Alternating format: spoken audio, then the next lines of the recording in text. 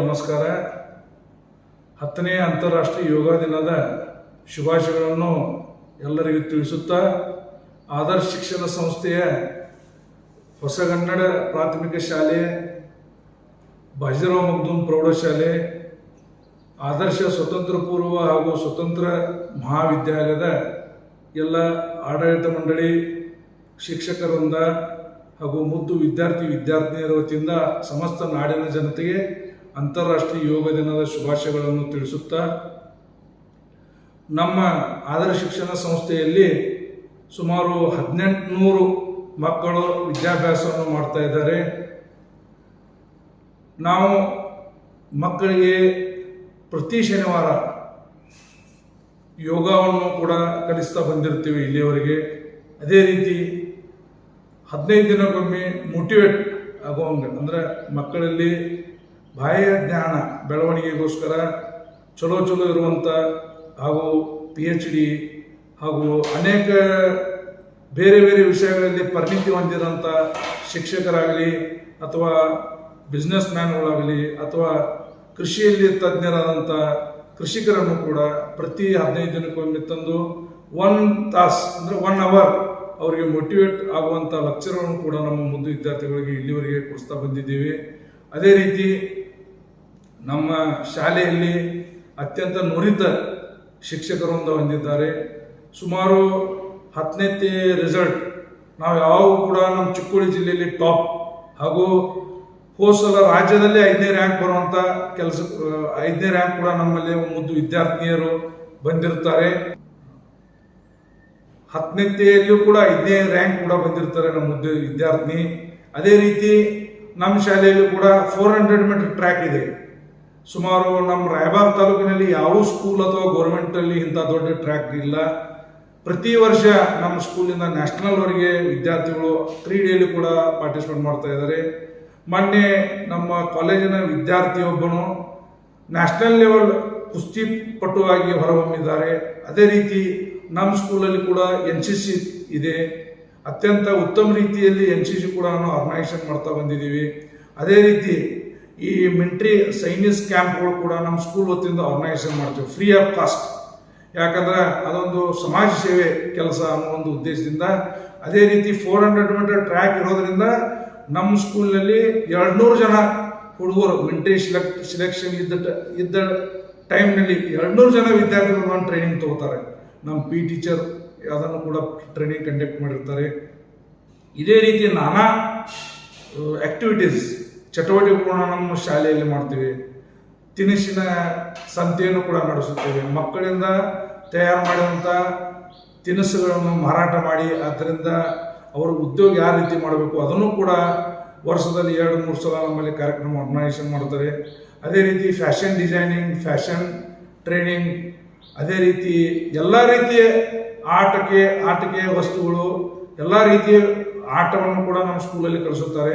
ಸುಮಾರು ಒಂದು 7-8 ಲಕ್ಷ ರೂಪಾಯಿ ಖರ್ಚು ಮಾಡಿ ಸಣ್ಣ ಮಕ್ಕಳಿಗೆ ಈ ಕಿಡ್ಸ್ ಸ್ಪೋರ್ಟ್ಸ್ ಏನಿರುತ್ತೆ, ಅದರ ಜೋಕಾಲಿ, ಜಾರಗುಂಡಿ 8 ಲಕ್ಷ ಸುಮಾರು ಖರ್ಚು ಮಾಡಿ ಅದನ್ನು ಕೂಡ ಒಂದು ಯೂನಿಟ್ ಕೂಡ ನಮ್ಮ ಸ್ಕೂಲಲ್ಲಿ ಮಾಡಿದ್ದೀವಿ.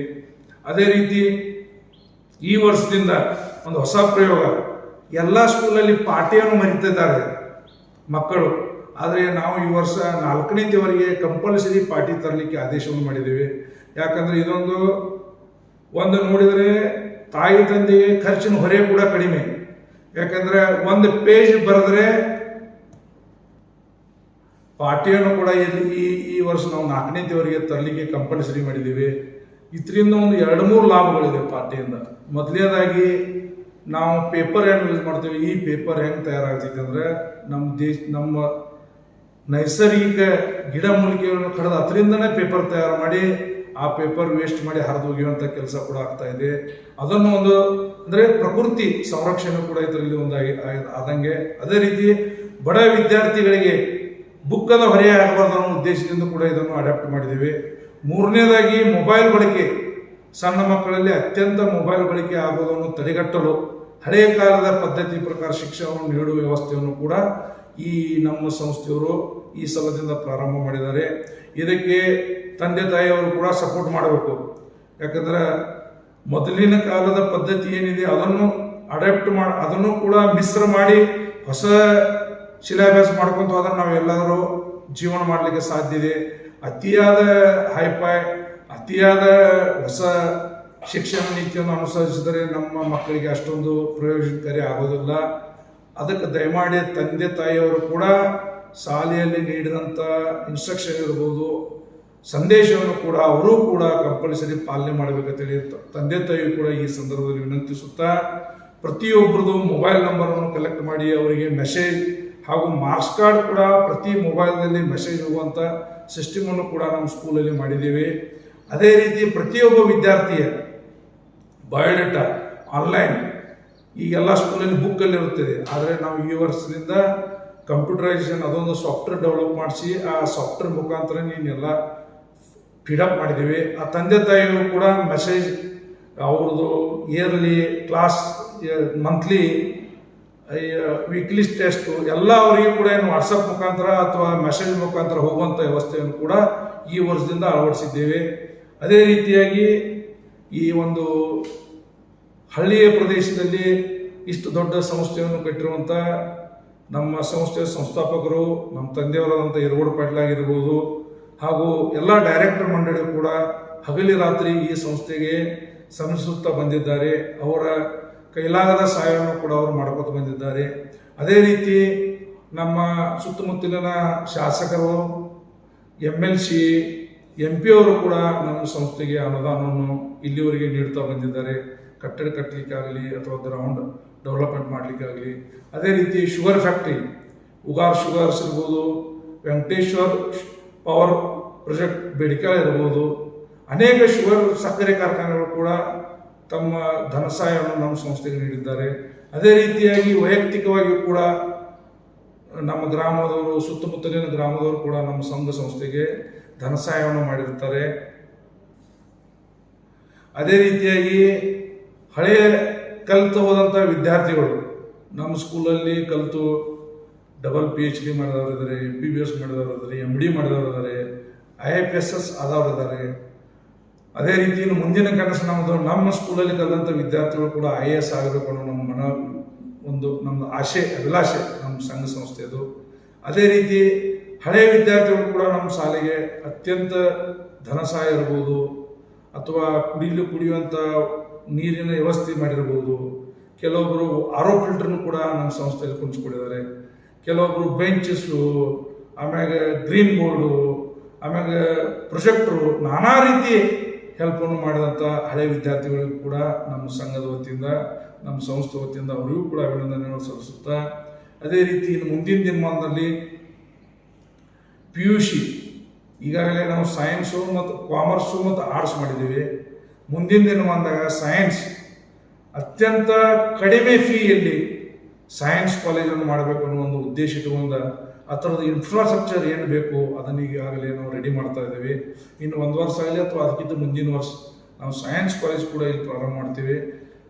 ಹೆಂಗಂದ್ರೆ ಅತ್ಯಂತ ಜಾಸ್ತಿ ಫೀಯಲ್ಲೆಲ್ಲ ಕಡಿಮೆ ಫೀಯಲ್ಲಿ ಮುಂಜಾನೆ 7ರಿಂದ ಸಂಜೆ 7ರವರೆಗೆ ಮಕ್ಕಳು ಇಲ್ಲೇ ಇದ್ದು ಅವ್ರದ್ದು ಮುಂಜಾನೆ ನಾಷ್ಟ ಇರ್ಬೋದು, ಮಧ್ಯಾಹ್ನ ಊಟ ಇರ್ಬೋದು, ಸಾಯಂಕಾಲ ಟೀ ವ್ಯವಸ್ಥೆ ನಮ್ಮ ಸಂಘ ವತಿಯಿಂದ ಮಾಡಿ ಅದಕ್ಕೆ ಏನು ಖರ್ಚು ಬರ್ತಿದೆ ಅತ್ಯಂತ ಕಡಿಮೆ ಖರ್ಚಿನಲ್ಲಿ ಆ ಮಕ್ಕಳ ಹತ್ರ ಫೀ ಕಲೆಕ್ಟ್ ಮಾಡಿ ಅದನ್ನು ಕೂಡ ಸೌಲಭ್ಯವನ್ನು ಮಾಡುವಂಥ ವ್ಯವಸ್ಥೆ ಕೂಡ ಮುಂದಿನ 1 ವರ್ಷ ಅಥವಾ 2 ವರ್ಷದಲ್ಲಿ ಮಾಡೋ ಉದ್ದೇಶವನ್ನು ಹೊಂದಿದ್ದೇವೆ.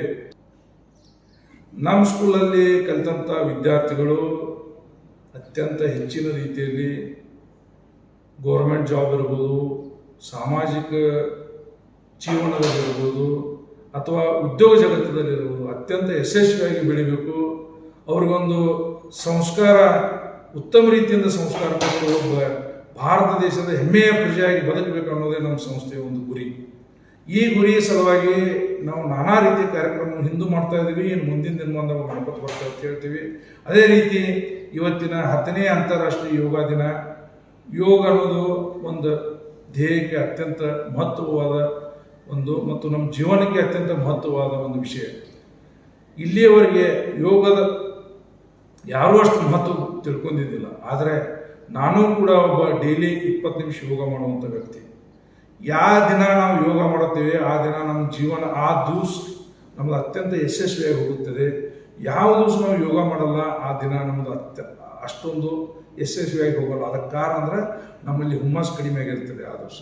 ಅದಕ್ಕೆ ಪ್ರತಿಯೊಬ್ಬರು ಕೂಡ ಏನು ಯೋಗ ಮಾಡೋಕ್ಕೆ ಏನು ಗ್ರೌಂಡ್ಗೆ ಹೋಗಬೇಕಿಲ್ಲ ಏನಿಲ್ಲ, ತಾವು ಮಲಗಿದಂಥ ಹಾಸಿಗೆ ಮೇಲೆ ಕೂಡ ಯೋಗ ಮಾಡ್ಬೋದು, ತಾವು ವಾಸಿಸುವಂಥ ಮನೆಯಲ್ಲೂ ಕೂಡ ಯೋಗ ಮಾಡ್ಬೋದು, ತಾವು ಇರುವಂಥ ಪ್ರದೇಶದಲ್ಲಿ ಕೂಡ ಯೋಗ ಮಾಡ್ಬೋದು. ಅದಕ್ಕೆ ತಾವು ದಯಮಾಡಿ ಯೋಗವನ್ನು ಕೂಡ ದಿನನಿತ್ಯ ತಮ್ಮ ಜೀವನದಲ್ಲಿ ಅಳವಡಿಸಿಕೊಂಡು ತಮ್ಮ ಜೀವನವನ್ನು ಅಷ್ಟೇ ಅಲ್ಲದೆ ತಾವು ಬದುಕಿದಂಥ ಮನೆ, ತಾವು ವಾಸಿಸುವಂಥ ಮನೆ, ತಾವು ಇರುವಂಥ ಊರು, ತಾವು ಇರುವಂಥ ತಾಲೂಕು, ಜಿಲ್ಲೆ, ರಾಜ್ಯ ಹಾಗೂ ದೇಶದಲ್ಲಿ ಕೂಡ ಸಮೃದ್ಧಿ, ಆರೋಗ್ಯ ಹಾಗೂ ಸಮೃದ್ಧಿಯನ್ನು ತಾವು ತಮ್ಮ ವತಿಯಿಂದ ನೀಡಬೇಕಂತೇಳಿ ತಮ್ಮಲ್ಲಿ ಮತ್ತೊಮ್ಮೆ ವಿನಂತಿಸಿಕೊಳ್ತಾ ಈ 10ನೇ ಅಂತಾರಾಷ್ಟ್ರೀಯ ಯೋಗದ ಮತ್ತೊಮ್ಮೆ ಶುಭಾಶಯಗಳನ್ನು ತಿಳಿಸಿ, ನಮ್ಮ ಸ್ಕೂಲದ ಬದಲು ಕೂಡ ನನಗೊಂದೆರಡು ಮಾತು ಅನುವು ಮಾಡಿಕೊಟ್ಟಂಥ ಕನ್ನಡ ನ್ಯೂಸ್ ಹಾಗೂ ನಮ್ಮ ಎಲ್ಲ ತಂಡಕ್ಕೆ ಉದಯ್ ಚೌಲ ಅವರು ಇರ್ಬೋದು ಹಾಗೂ ಅಲೋಕ್ ಕಾಂಬಳೆ ಅವರು ಕೂಡ ಇರ್ಬೋದು, ಅವರಿಗೂ ಕೂಡ ವಂದಿಸಿ ನಾನೊಂದು ಮಾತು ಮುಗಿಸ್ತು. ಎಲ್ಲರಿಗೂ ನಮಸ್ಕಾರ. ಎಲ್ಲರಿಗೂ ನಮಸ್ಕಾರಗಳು. ನಾನು ಅರುಣ್ ಸಲಗರೆ, ಮುಖ್ಯಾಧ್ಯಾಪಕರು BM ಪ್ರೌಢಶಾಲೆ ಸವದತ್ತಿ. ಎಲ್ಲರಿಗೂ 10ನೇ ಅಂತಾರಾಷ್ಟ್ರೀಯ ಯೋಗ ದಿನಾಚರಣೆ ಹಾರ್ದಿಕ ಅಭಿನಂದನೆಗಳು. ನಮ್ಮ ಆದರ್ಶ ಶಿಕ್ಷಣ ಸಂಸ್ಥೆಯ ಹೊಸ ಕನ್ನಡ ಮಾಧ್ಯಮ ಪ್ರಾಥಮಿಕ ಶಾಲೆ, ಬಾಜಿರಾವ್ ಮಗ್ದುಮ್ ಪ್ರೌಢಶಾಲೆ, ಆದರ್ಶ ಸ್ವತಂತ್ರ ಪದವಿ ಪೂರ್ವ ಮತ್ತು ಪದವಿ ಮಹಾವಿದ್ಯಾಲಯ ಹಾಗೂ ಆದರ್ಶ ಗ್ರೂಪ್ ಸವದತ್ತಿ ಇವರ ಸಹಯೋಗದಲ್ಲಿ ಇವತ್ತು ನಮ್ಮ ಸಂಸ್ಥೆಯ ಆವರಣದಲ್ಲಿ 10ನೇ ಅಂತಾರಾಷ್ಟ್ರೀಯ ಯೋಗ ದಿನಾಚರಣೆಯನ್ನು ಹಮ್ಮಿಕೊಳ್ಳಲಾಗಿತ್ತು. ಈ ಕಾರ್ಯಕ್ರಮಕ್ಕೆ ಮುಖ್ಯ ಅತಿಥಿಗಳಾಗಿ ಯೋಗ ತರಬೇತುದಾರರಂತಹ ಶ್ರೀ ಮಿಲಿಂದ್ ಚಿಂಚ್ಲಿಕರ್ ಸರ್ ಅವರು ಆಗಮಿಸಿದರು. ಅವರು 1 ಗಂಟೆಗಳವರೆಗೆ ವಿದ್ಯಾರ್ಥಿಗಳಿಗೆ ಯೋಗ ಪ್ರಾತ್ಯಕ್ಷಿಕೆಯನ್ನು ನೀಡುವುದರ ಜೊತೆಗೆ ಯೋಗದ ಮಹತ್ವವನ್ನು ತಿಳಿಸಿಕೊಟ್ಟರು. ಈ ಕಾರ್ಯಕ್ರಮ ಅಧ್ಯಕ್ಷತೆಯನ್ನು ನಮ್ಮ ಸಂಸ್ಥೆಯ ಅಧ್ಯಕ್ಷರಾದಂತಹ ಶ್ರೀ ಈರ್ಗೌಡನ ಪಾಟೀಲ್ ಅವರು ವಹಿಸಿದ್ರು. ಅವರು ಸಹಿತ ವಿದ್ಯಾರ್ಥಿಗಳಿಗೆ ಪ್ರತಿನಿತ್ಯ ಯೋಗ ಮಾಡಲಿಕ್ಕೆ ಕಿವಿ ಮಾತನ್ನು ಹೇಳಿದರು. ಈ ಕಾರ್ಯಕ್ರಮದಲ್ಲಿ ನಮ್ಮ ಆಡಳಿತ ಮಂಡಳಿಯ ಎಲ್ಲ ಸದಸ್ಯರು, 3 ಅಂಗ ಸಂಸ್ಥೆಗಳ ನಮ್ಮ ಸಿಬ್ಬಂದಿ ವರ್ಗದವರು, ಜೊತೆಗೆ ಊರಿನ ಗಣ್ಯಮಾನ್ಯರು, ಜೊತೆಗೆ ನಮ್ಮ 3 ಅಂಗ ಸಂಸ್ಥೆಗಳ ಸುಮಾರು 1800 ವಿದ್ಯಾರ್ಥಿಗಳು ಈ ಒಂದು ಯೋಗ ದಿನಾಚರಣೆ ಕಾರ್ಯಕ್ರಮದಲ್ಲಿ